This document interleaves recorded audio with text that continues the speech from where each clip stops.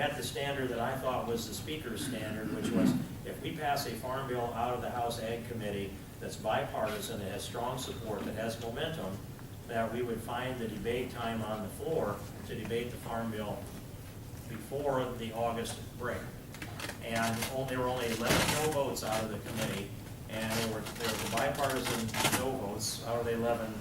I don't remember how many Democrats and Republicans, but it was close to even anyway. And so it should have met all those standards. And what I heard right away after I began to call for a debate on the floor was, we don't have time. And then I pointed out that we were naming post offices, and those post offices could wait till after August. They'd waited all this time. And so that argument that we didn't have time fell by the wayside, and then it came back to, we don't have the votes. So I went around to see what I could do to count votes. It's hard to do with 435 people, but I found about 50 Democrat votes. And so I concluded that if we didn't have the votes to pass it, that must mean that we had lost more than 70 Republicans. So I went to leadership and said, I'd like to see that list of the no votes on Republicans. I think I can bring some of those people over to our side.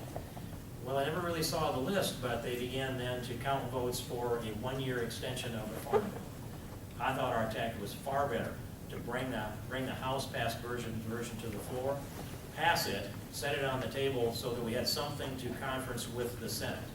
And if we don't pass a House version, and it's possible to go to conference, but you're only talking about Debbie Stabenow's bill, not Frank Lucas's and Debbie Stabenow's bill. And so I'm hopeful that we will still build enough support for this during this August time, that when we go back after Labor Day, in those 2 weeks, that we'll be able to bring up the House-passed version of the bill. That's what I'm pushing for, Dennis.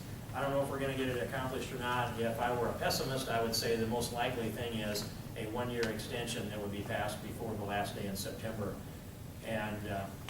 But that to me is not a good tactic, and I can't predict what's going to happen.